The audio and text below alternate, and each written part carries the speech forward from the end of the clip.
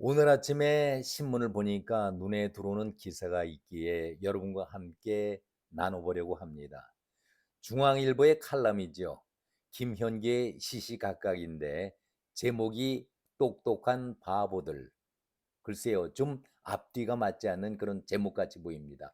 똑똑한데 바보다. 아무튼 이 내용을 가지고 여러분들과 함께 같이 의견을 나눠보도록 하겠습니다. 깜나라 조진국 시간입니다. 김현기는 이렇게 얘기를 시작을 합니다. 용산 대통령실 인사들은 한동훈 국민의힘 대표에게 불만이 많다. 입조심, 몸조심 하느라 그런 목소리들이 외부에 새어나오는 경우는 거의 없지만 이따금 볼멘 목소리가 튀어나온다. 대충 요지는 이런 것이다. 법무부 장관도 비상대책위원장도 시켜달라고 해서 시켜주었더니 이런 식으로 뒤통수 치는 것이 말이 되느냐. 이런 말도 하고 있습니다. 여당 대표라고 한다면 야당 당수인 이재명과 각을 세워야 하는데 그러면서 여당 대선 후보자가 되어야 하지 어떻게 같은 편인 대통령에게 각을 세워서 후보가 되려고 하느냐. 이렇게 볼멘 소리를 하면서도 한동훈에게 직격을 하고 있습니다. 김영기의 논조는 이렇게 또 이어가고 있습니다. 사흘 전에 81분간의 면담은 이런 용산의 인식을 압축해 보여준 느낌이다. 윤석열 대통령은 면담 장소에 도착한 한동훈 대표를 25분 동안 서서 기다리게 했다. 석 달 전에 우리 한 대표를 외롭게 만들지 말라라고 했는데 빈말이었다. 산책하면서 경찰의 날 행사를 화제 삼아서 대화를 나누던 중에 한동훈 대표가 뭐라고 말을 하자 대통령은 아니지라고 말을 끊었다. 반말이었다. 한남동 라인으로 거론되는 비서관 등 참모들이 우르르 이끌어 오고 있는 그 터에서 한동훈에게 그런 얘기를 했다. 그리고 호주머니에 손을 넣은 채 걸었다. 한마디로 맘먹지 말라라는 메시지였다. 식당에서의 훈시하는 표정이라든가 자리 배치 모두 대통령실의 분명하고 의도적인 작품이었다. 시진핑 중국 국가 주석이 즐겨 쓰는 방법인데 그것을 윤석열 대통령이 썼다. 활용점정은 추경호 원내대표 만찬 호출이고 한 대표에 대해서 사실상 불신임 통보나 다름이 없다라고 본다. 아주 강한 어조로 이렇게 비난을 했습니다. 김연기가 맘먹지 말라, 불신임 통보나 다름이 없는 그런 표정을 보였다. 아주 강한 메시지 아니겠습니까? 저도 어제 이런 부분을 지적하기는 했었지만 이것은 당대표를 너무나도 무시한 그런 결례다. 정말 있을 수 없는 그런 모양새다. 이런 말씀을 드렸습니다. 과거에 문재인이 검찰총장으로 있었을 때에 윤석열이 당했던 아픔, 그 모욕을 생각해 본다면 도저히 윤석열이 할 수가 있는 그런 행동은 아니었다. 저는 그런 지적을 어제 말씀을 드렸습니다. 문재인이 윤석열을 따돌리고 김호수와 이성윤을 따로 불러서 검찰총장을 제끼면서 감찰 지시를 내린 것 기억들 하시죠? 조국 수사가 본격적으로 들어가게 되니까. 윤석열 당시 총장의 아픈 기억을 본인 스스로가 너무나도 잘 알고 있으면서 윤 대통령이 늘 가장 아끼는 후배라고 동료라고 얘기를 하고 있었는데 우리 한동훈 대표 이렇게 정이 넘치는 말로 부르던 한동훈에게 이런 모욕을 안긴다? 이해할 수 없는 그런 대목이지요. 여기 이런 태도를 김현기는 아주 정확하게 지적을 하고 있습니다. 김현기는 이어서 이런 얘기를 하고 있습니다.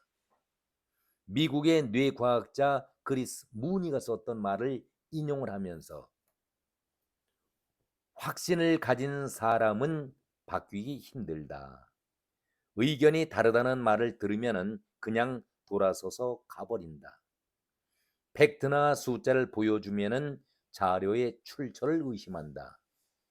증거를 부정하고 신념을 보호한다. 책 이름이 똑똑한 바보다. 이 책의 부분적인 것을 인용하면서 윤 대통령의 하는 행동을 이렇게 인용을 하고 있습니다. 김현기의 날카로운 지적은 여기에서 그치지 않고 계속해서 문제의 핵심을 이렇게 찌르고 끌어가고 있습니다. 다시 한번 그 인용을 해보죠. 그렇다면 한동훈이 선택할 수 있는 방법은 두 가지밖에 없다. 첫째는 즉각적인 정면 승부다. 다음 달에 이재명이 1심 선고가 나오기 전에 용산의 액션이 없을 경우에 윤 대통령에게 탈당 요구를 할 가능성이 있다. 대단히 위험한 발언이지만 그 가능성을 김영기는 지적하고 있습니다. 두 번째는 완급을 조절하는 세 분리기인데 12월 예산 국회가 끝나게 된다면 현역 의원들은 사실상 용산과 정부의 눈치를 볼 일이 전혀 없다. 공천 후원은 윤석열 대통령이 갖고 있는 것이 아니기 때문에 그렇지요.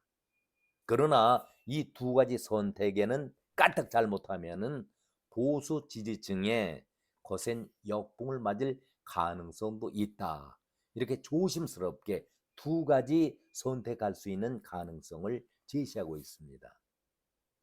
그러면서 한편으로는 윤석열 대통령을 이해하는 부분을 제시하고 있는데 면담 몇 시간 전에 한동훈 대표가 이재명과 여야 대표 회담 제안을 그야말로 전격적으로 수용하자 대통령의 입장으로서는 와, 이렇게 나를 공격할 수가 있겠는가, 압박할 수 있겠는가, 그런 생각을 가짐도 하지 않겠는가, 이렇게 김영기는 지적을 하고 있습니다. 그러면서 이렇게 나를 압박하나 그런 생각 속에 아내에 대한 걱정, 억울함도 남편으로서 공감할 수가 있다. 힘들어하는 것도 안다. 그러나 김영기는 다음 멘트를 강하게 때리고 있습니다. 하지만 우리 국민이 김 여사 때문에 더 훨씬 힘들어한다. 우리 국민이 김 여사 때문에 훨씬 더 힘들어하는 것은 어떻게 할 것인가? 이것이 핵심이다. 아내 걱정과 아내 사태 수습책 마련은 분명히 구분되어야 한다. 국민은 지금 후자를 내놓지 않고 있음에 분노하고 있는 것은 아니겠는가? 그러니까 아내 걱정하는 것은 이해할 수가 있지만 우리 국민 대다수가 김건희 여사 때문에 더 훨씬 힘들어하고 있다. 그것은 어떻게 해결할 것인가? 이 문제를 김영기는 날카롭게 지적하고 있는 것입니다.